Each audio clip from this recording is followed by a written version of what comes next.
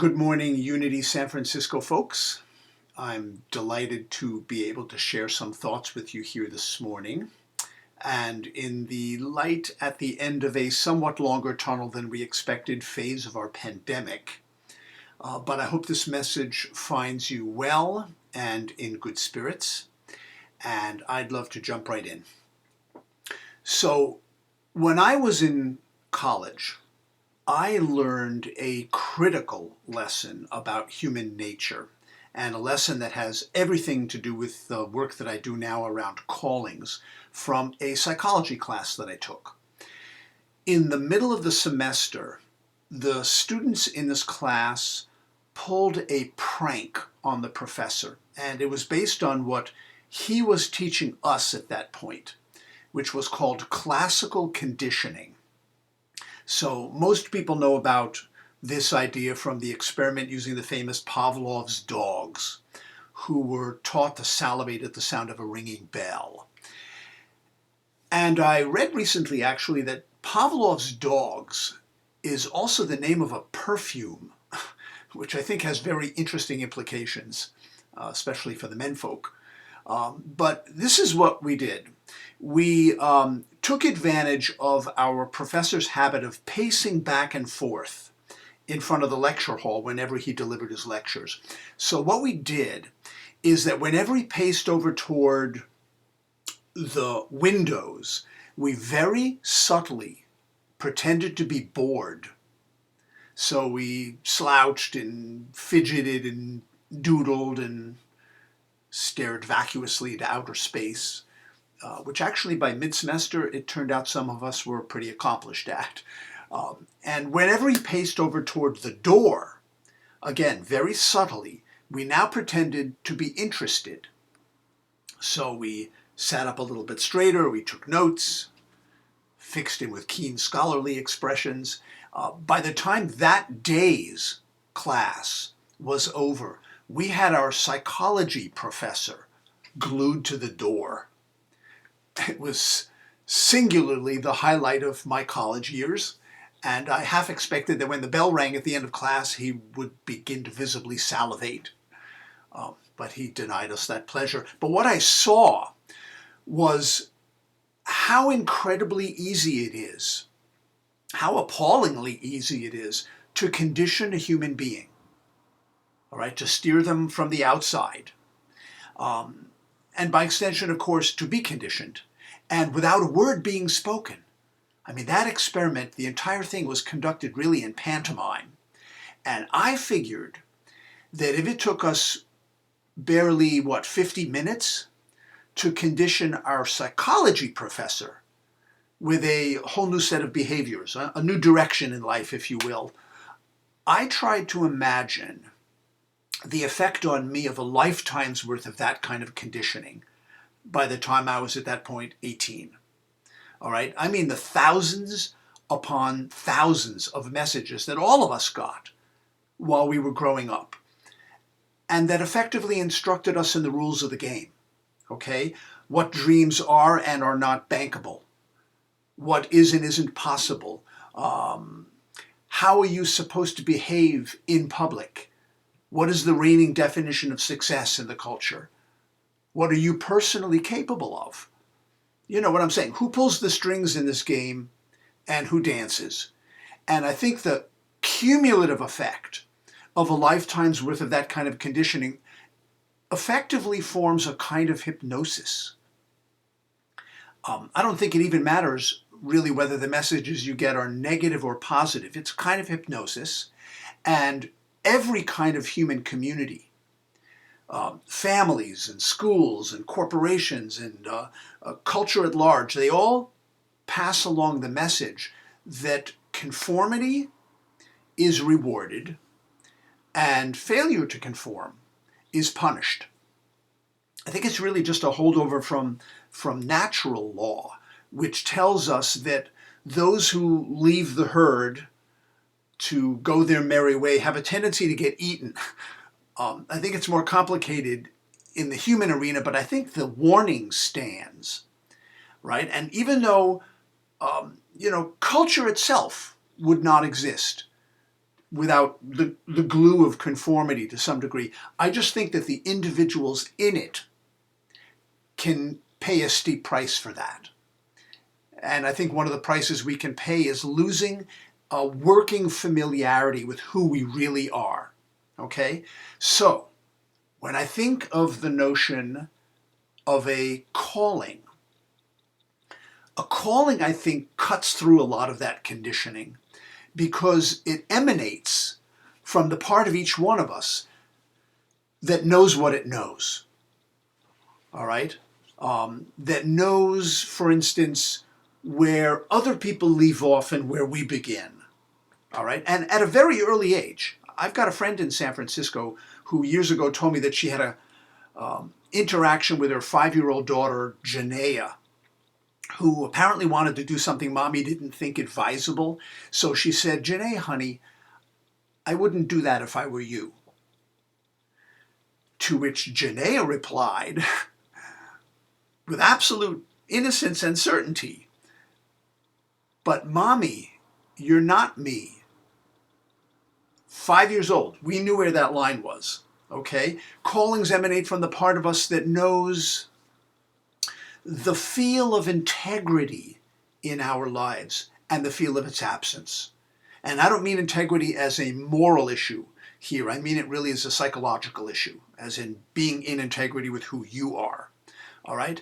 And callings come from the part of us that knows what kind of decisions it's going to take to make your own life literally come true. Okay? What kinds of decisions? And by the way, I'm defining a calling very broadly here. Secularly, pluralistically.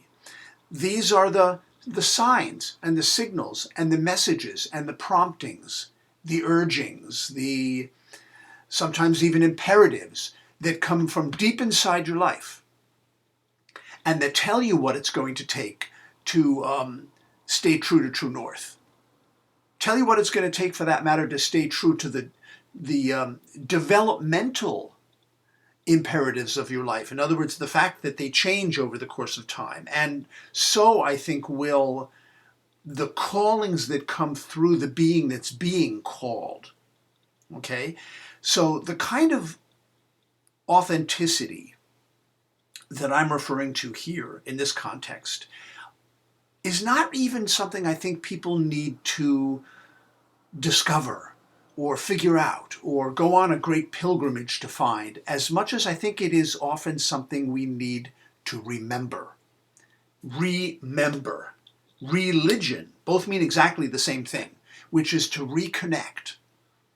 All right, to reconnect. And what I mean is that I think it's often something we already know, our calling, something we already know at some level, or knew once and then forgot or suppressed. Okay? And I ran across a very interesting passage when I was researching the Callings book. This was a college biology textbook. And the passage described what happens in a fertilized human egg as it grows and develops. And what it said is that very early on in this process, these subtle little indentations appear in the round cell ball that begin the process of distinguishing one side of you from the other, the head from the hindquarters. Okay? Distinction that seems to be lost entirely on some people, even 40 years after they're fertilized. But what the book said is that if at this point in the game you were to take a cell from the head and mechanically move it down to the hindquarters, what would happen is it would migrate right back up. Because, and this is what the book said, it knows what it's supposed to become. Okay? Imagine how that might strike you if you were writing a book or researching a book about authenticity and integrity and callings. It seemed to me that at a cellular level, we know what we're supposed to become. Individually as well as perhaps even collectively. We know what we're supposed to become. All right. In fact, anymore when I hear people use language like this, I feel it in my bones. I feel it in my gut. I feel it in my cells. I feel it in the very fiber of my being. Anymore, I think maybe they're talking literally. There was a guy that I included in this book named Howard Ikimoto. He's an artist who lives down in Santa Cruz. And he described a conversation he had once with his 7-year-old daughter, who came to him one day and asked him, Daddy, what do you do at work? And he said, well, honey, I work at the college, and my job is to teach people how to draw.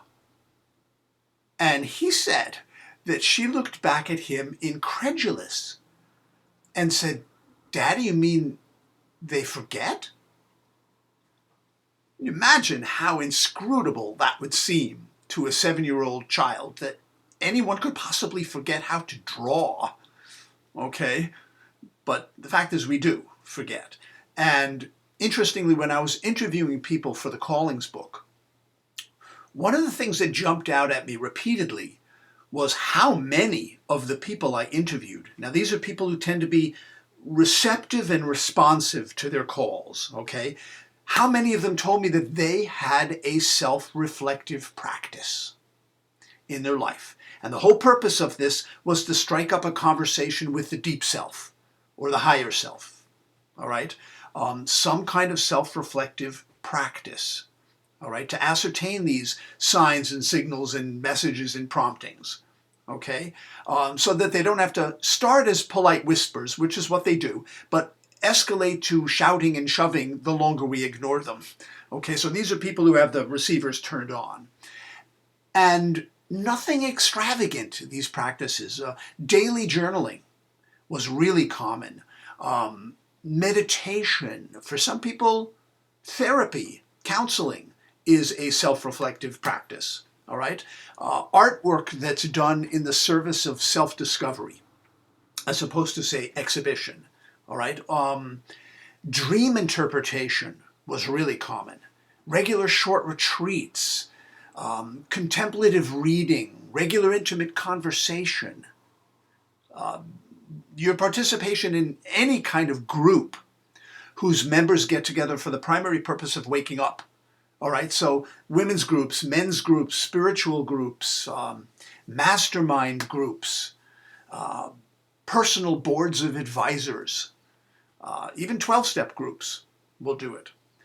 And one of the things that I think these dialoguing practices can help you do is answer what I consider the great vocational question.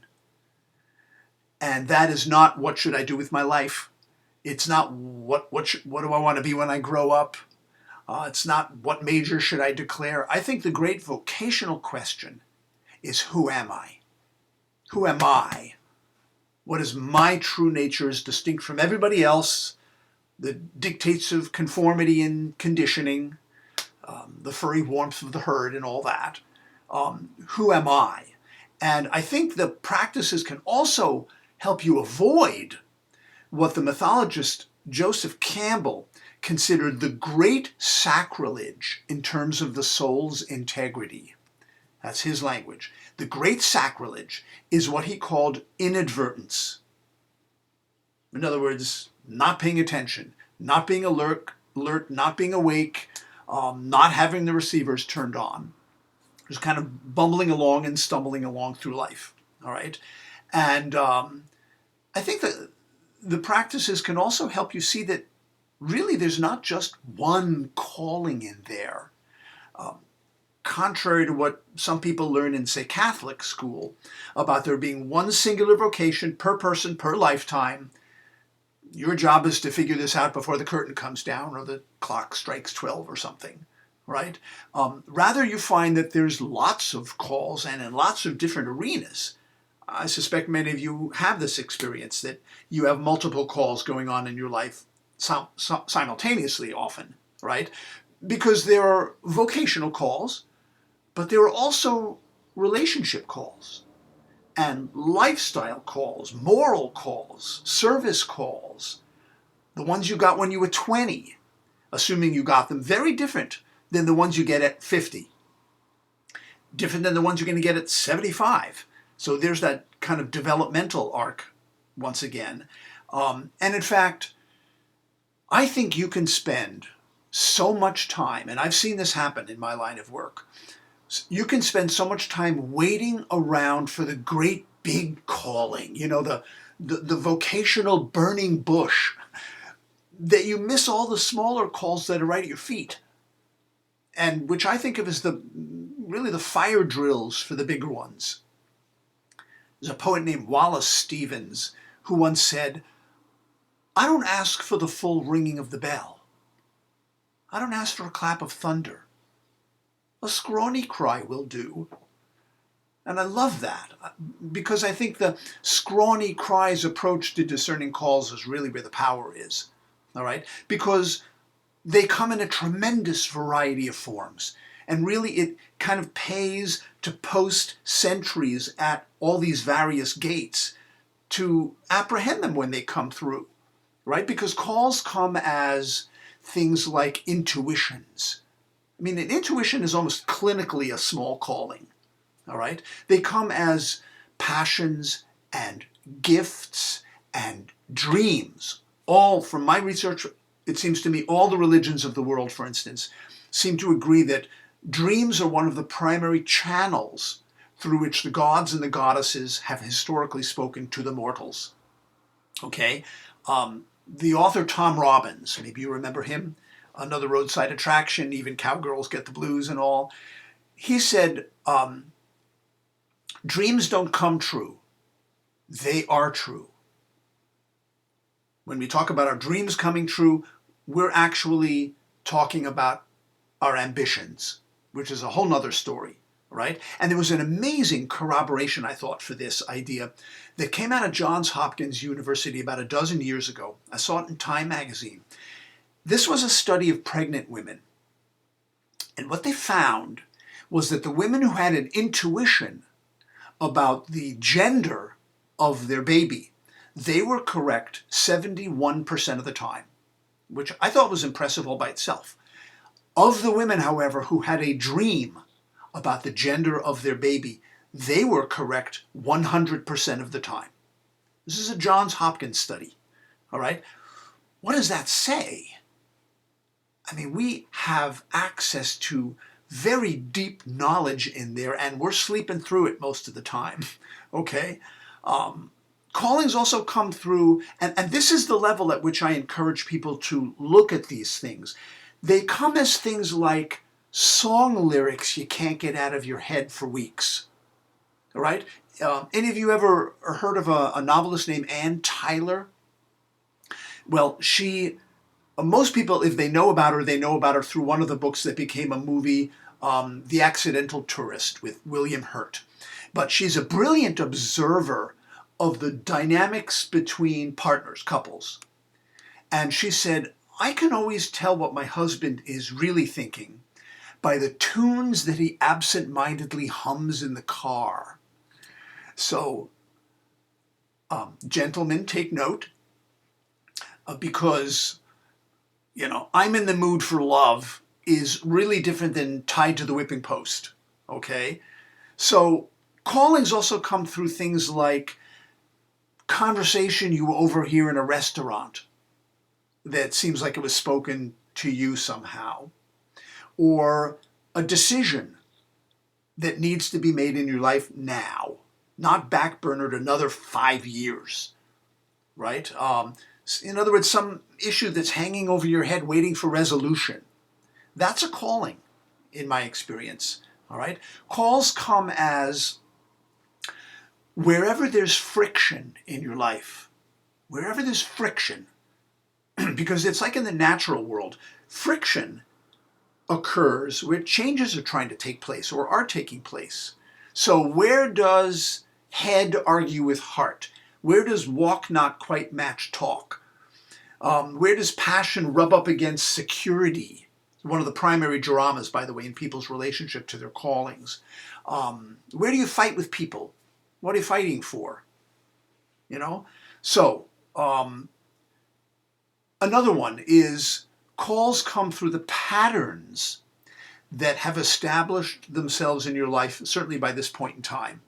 In other words, you've worn a footpath to and from some issue or issues in your life, like a lesson you've endlessly had to learn, or a kind of mistake you continually make, a kind of partner you always attract, getting fired again, section of the bookstore you always walk into first when you walk into a bookstore. I think there's a calling in there, all right? And calls definitely come through body symptoms. I have a whole chapter, some of you might remember, in the Callings book called The Language of the Body, because the word symptom means a sign. The word pathology means the logic of pain. What's the logic? Even if it's psychologic, what is it a sign of? Right? So there was a guy that I interviewed for that chapter. He's a psychologist named Arnold Mindell, and he started something called process-oriented psychology, and he's a brilliant body-mind guy. And he said at one point in the interview, symptoms are usually dreams trying to come true. So I'd never heard anything like that at that time.